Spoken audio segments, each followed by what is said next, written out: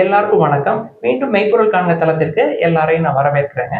இந்த பதிவுல நிறைய நண்பர்கள் செமிகண்டக்டர் ஸ்டாக் பத்தி சொல்லுங்க சார் அப்படின்னு சொல்லி நிறைய கேள்விகள் கேட்டிருந்தாங்க. ஸோ இந்த பதிவுல செமிகண்டக்டர் ஸ்டாக்ஸ் பத்தி மட்டும் நம்ம பேசுவோங்க.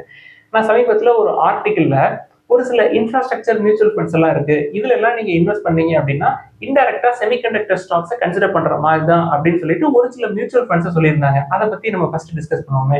First Canara Robeco infra fund, then HSBC infra fund, then Motilal Oswal flexi cap fund.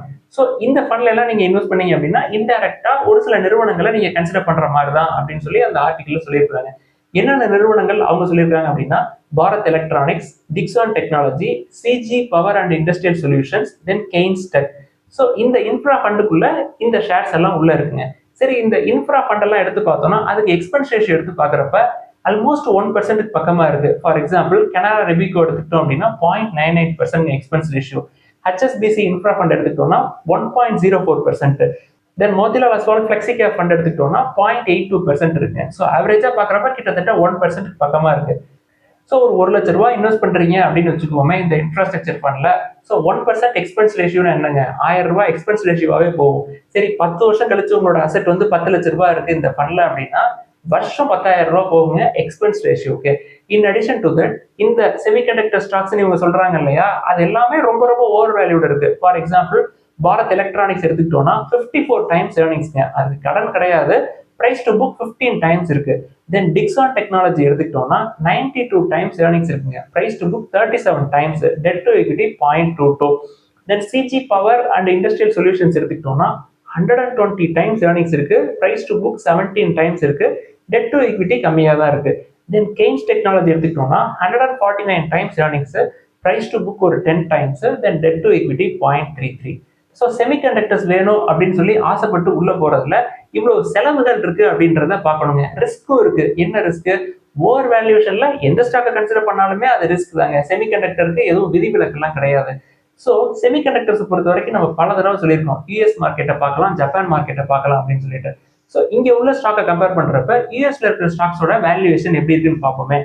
First அங்க இருக்கிற செமிகண்டக்டர் ஸ்டாக்ஸோட நேம் எல்லாம் சொல்லிடுறேனே.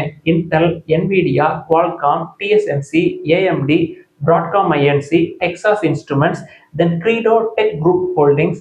இது எல்லாமே அங்க இருக்கிற நல்ல செமிகண்டக்டர் ஸ்டாக்ஸ் அப்படின்னு ஒரு ரிப்போர்ட் சொல்லுங்க. இப்போ ஒன்னொன்னுக்கா வேல்யூவேஷன்ஸ் பார்த்தோம் அப்படின்னா ஃபர்ஸ்ட் இன்டெலுக்கு பிரைஸ் டு புக் 1.3 தாங்க இருக்கு, பிஇ கிடையாது. இப்போ இன்டெலை பொறுத்த வரைக்கும் என்விடியா இன்டெல்ல இன்வெஸ்ட் பண்ண போறாங்க, நாங்க 2 பேரும் சேர்ந்து சிப்ஸ் எல்லாம் டெவலப் பண்ணுவோம் அப்படின்னு சொல்லியிருக்காங்க. தென் பர்சனல் கம்ப்யூட்டர்ஸ்க்கு தேவையான சாஃப்ட்வேர்ஸ், தென் ஏஐ இதெல்லாம் ரெடி பண்ணுவோம் அப்படின்னு சொல்லியிருக்காங்க. அது போக யூஎஸ் கவர்மெண்ட் ஒரு 10% ஸ்டேக்கை இன்டெல்ல எடுப்போம் அப்படின்னு சொல்லியிருக்காங்க. ஸோ இன்டெலை பொறுத்த வரைக்கும் இதெல்லாம் ஒரு பாசிட்டிவ் சைடு இருக்கு. பிஇ இல்லை அப்படின்னாலும் கூட. அடுத்து என்விடியா எடுத்துக்கிட்டோம்னா 51 டைம்ஸ் ஏர்னிங்ஸ் இருக்குங்க, பிரைஸ் டு புக் 44 டைம்ஸ் இருக்கு. காஸ்ட்லி தான். பட் இங்க இருக்கிற நிறுவனம் எடுத்துக்கிட்டோம் அப்படின்னா சிஜி பவரோ, கெய்ன்ஸ் டெக்கோ, இல்ல டிக்ஸான் டெக்னாலஜியோ, இல்ல பாரத் எலக்ட்ரானிக்ஸோ, இது எல்லாத்த விட என்விடியாவோட வேல்யூவேஷன் கம்மி தான். ஸோ இந்தியாவில் செமிகண்டக்டர் ஸ்டாக்கை கன்சிடர் பண்றதுக்கு உலகத்திலே மிகப்பெரிய நிறுவனமான என்விடியாவை 51 டைம்ஸ்ல கன்சிடர் பண்றதே சீப் தான். அடுத்து குவால்காம் நிறுவனம் எடுத்துக்கிட்டோம்னா 16 டைம்ஸ் ஏர்னிங்ஸ் இருக்குங்க, பிரைஸ் டு புக் 6.7ல இருக்கு. தென் டிஎஸ்எம்சி எடுத்துக்கிட்டோம்னா 29 டைம்ஸ் ஏர்னிங்ஸ்ல இருக்கு, பிரைஸ் டு புக் 9 டைம்ஸ்ல இருக்குங்க. தென் ஏஎம்டி எடுத்துக்கிட்டோம்னா 92 டைம்ஸ் ஏர்னிங்ஸ்ல இருக்கு, பிரைஸ் டு புக் 4.3ல இருக்குங்க.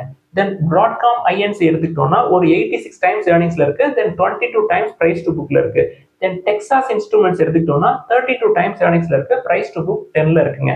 தென் கிரீடோ டெக் குரூப் ஹோல்டிங் எடுத்துக்கிட்டோம்னா 239 டைம்ஸ் ஏர்னிங்ஸ் இருக்கு. ஸோ அது காஸ்ட்லியா தான் இருக்கு. ஸோ யூஎஸ் மார்க்கெட்டா இருந்தாலும் காஸ்ட்லியான பிசினஸ் எல்லாம் விட்டுருங்க. எடுத்துக்காட்டா Credo tech group holdings, Texas Instruments, then Broadcom Inc, then AMD இதெல்லாம் விட்டுடலாம். அது போக இன்டெல், குவால்காம், டிஎஸ்எம்சி இது எல்லாமே 30 டைம்ஸ் ஏர்னிங்ஸ் கீழே தாங்க இருக்கு. என்விடியாவே கன்சிடர் பண்ணலாங்க. இங்க இருக்கிற பாரத் எலக்ட்ரானிக்ஸையோ, இல்ல டிக்ஸான் டெக்னாலஜிஸையோ, இல்ல சிஜி பவரையோ, இல்ல கெய்ன்ஸ் டெக்னாலஜியோ கம்பேர் பண்றப்ப என்விடியா சீப் தான். But 51 times earnings. ஸோ செமிகண்டக்டர்ஸ்ல ஆர்வமா இருக்கிறவங்க யூஎஸ் மார்க்கெட்டை பார்க்கலாம் அப்படின்றது என்னுடைய கருத்துங்க. தனிப்பட்ட முறையில நான் இன்னும் யூஎஸ் மார்க்கெட்ல இன்வெஸ்ட் பண்ண ஸ்டார்ட் பண்ணல, அதுக்கான சூழல் எனக்கு இன்னும் வரல, அவ்வளவுதான்.